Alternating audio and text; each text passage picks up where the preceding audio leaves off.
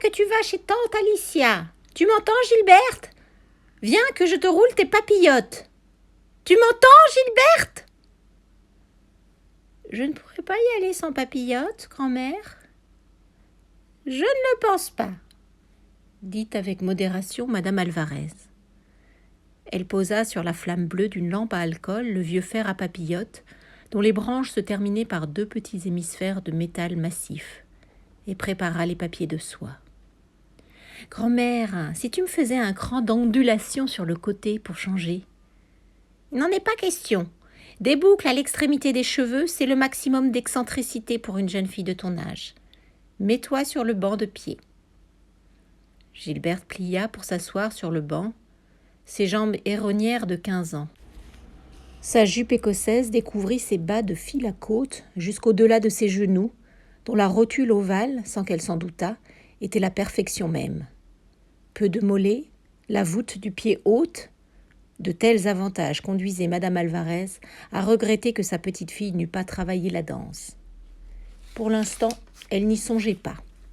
Elle pinçait à plat entre les demi-boules du fer chaud les mèches blond cendrées, tournées en rond et emprisonnées dans le papier fin. Sa patience, l'adresse de ses mains douillettes, assemblaient en grosses boucles dansantes et élastiques l'épaisseur magnifique d'une chevelure soignée qui ne dépassait guère les épaules de Gilberte. L'odeur vaguement vanillée du papier fin, celle du fer chauffé, engourdissait la fillette immobile. Aussi bien Gilberte savait que toute résistance serait vaine. Elle ne cherchait presque jamais à échapper à la modération familiale. « C'est Frasquita que maman chante aujourd'hui ? » ?»« Oui, et ce soir, si j'étais roi. Je t'ai dit déjà que quand tu es assis sur un siège bas, tu dois rapprocher tes genoux l'un de l'autre et les plier ensemble, soit à droite, soit à gauche, pour éviter l'indécence. »« Mais, grand-mère, j'ai un pantalon et mon jupon de dessous. »« Le pantalon est une chose, la décence en est une autre, » dit madame Alvarez. « Tout est dans l'attitude. »« Je le sais, tante Alicia me l'a assez répété, » murmura Gilberte sous son toit de cheveux. « Je n'ai pas besoin de ma sœur, » dit aigrement madame Alvarez, « pour t'inculquer des principes de convenance élémentaires. Là-dessus, Dieu merci, j'en sais un peu plus qu'elle. »« Si tu me gardais ici, grand-mère, j'irai voir tante Alicia dimanche prochain. »« Vraiment, » dit madame Alvarez avec hauteur. « Tu n'as pas d'autre suggestion à me faire ?»« Si, » dit Gilberte, « qu'on me fasse des jupes un peu plus longues, que je ne sois pas tout le temps pliée en Z dès que je m'assois. Tu comprends, grand-mère, tout le temps qu'il faut que je pense sur ce que je pense avec mes jupes trop courtes. »« Silence ! Tu n'as pas honte d'appeler ça ton « ce que je pense » ?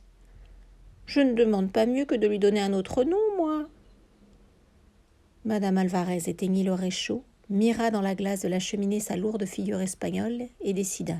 « Il n'y en a pas d'autre. » De dessous la rangée d'escargots blonds cendrés jaillit un regard incrédule d'un beau bleu foncé d'ardoise mouillée, et Gilberte se déplia d'un bond. « Mais grand-mère, tout de même, regarde, on me ferait mes jupes une main plus longue, ou bien on me rajouterait un petit volant. Voilà qui serait agréable à ta mère, de se voir à la tête d'une grande cavale qui paraîtrait au moins 18 ans, avec sa carrière. Raisonne un peu. »« Oh, je raisonne, » dit Gilberte.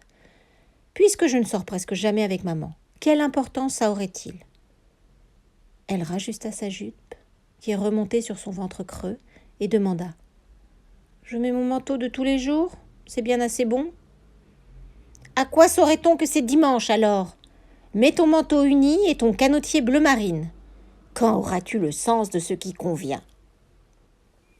Debout, Gilberte était aussi haute que sa grand-mère. À porter le nom espagnol d'un amant défunt, madame Alvarez avait acquis une pâleur beurrée, de l'embonpoint, des cheveux lustrés à la brillantine. Elle usait de poudre trop blanche. Le poids de ses joues lui tirait un peu la paupière inférieure. Si bien qu'elle avait fini par se prénommer Inès.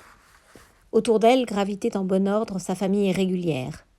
André, sa fille célibataire, abandonnée par le père de Gilberte, préférait maintenant à une prospérité capricieuse la sage vie des secondes chanteuses dans un théâtre subventionné. Tante Alicia, on n'avait jamais entendu dire que quelqu'un lui eût parlé mariage, vivait seule, de rentes qu'elle disait modestes, et la famille faisait grand cas du jugement d'Alicia comme de ses bijoux. Madame Alvarez toisa sa petite fille, du canotier en feutre orné d'une plume couteau jusqu'aux souliers Molière de confection. « Tu ne peux donc pas rassembler tes jambes. Quand tu te tiens comme ça, la scène te passerait en dessous. Tu n'as pas l'ombre de ventre et tu trouves le moyen de pousser le ventre en avant. Et gante-toi, je te prie. » L'indifférence des enfants chastes gouvernait encore toutes les attitudes de Gilberte. Elle avait l'air d'un archer, elle avait l'air d'un ange raide, d'un garçon en jupe, elle avait rarement l'air d'une jeune fille. « Te mettre des robes longues, toi qui n'as pas la raison d'un enfant de 8 ans, disait madame Alvarez. Gilberte me décourage, soupirait André. Si tu ne te décourageais pas pour moi, tu te découragerais pour autre chose, repartait paisiblement Gilberte, car elle était douce et s'accommodait d'une vie casanière, presque exclusivement familiale. Pour son visage, personne n'en prédisait rien encore. Une grande bouche, que le rire ouvrait sur des dents d'un blanc massif et neuf, le menton court et entre des pommettes hautes un nez. « Mon Dieu, où a-t-elle pris cette petite truffe ?» soupirait sa mère. « Ma fille, si tu n'en sais rien, qui le saura ?» répliquait madame Alvarez. Sur quoi André, prude trop tard, fatigué trop tôt, gardait le silence, tâtait machinalement ses amygdales sensibles. « Gigi, » assurait tante Alicia, « c'est un lot de matières premières. Ça peut s'agencer très bien, comme ça peut tourner très mal. »« Grand-mère, on a sonné. Je vais ouvrir en m'en allant. »« Grand-mère !» cria-t-elle dans le couloir. « C'est tonton Gaston !» Elle revint, accompagnée d'un long jeune homme qu'elle tenait par rassure-bras en lui parlant d'un air de cérémonie et d'enfantillage, comme font les écolières en récréation. « Quel dommage, tonton, de vous quitter si vite. Grand-mère veut que j'aille voir tante Alicia. Quelle voiture vous avez aujourd'hui ? C'est votre nouvelle de Dion-Bouton, 4 places décapotable ? Il paraît qu'on peut la conduire d'une seule main. J'espère, tonton, que vous en avez de beaux gants. Alors, tonton, vous êtes fâché avec Liane ? » ?»« Gilberte, ça te regarde ?» blâma madame Alvarez. « Mais grand-mère, tout le monde le sait.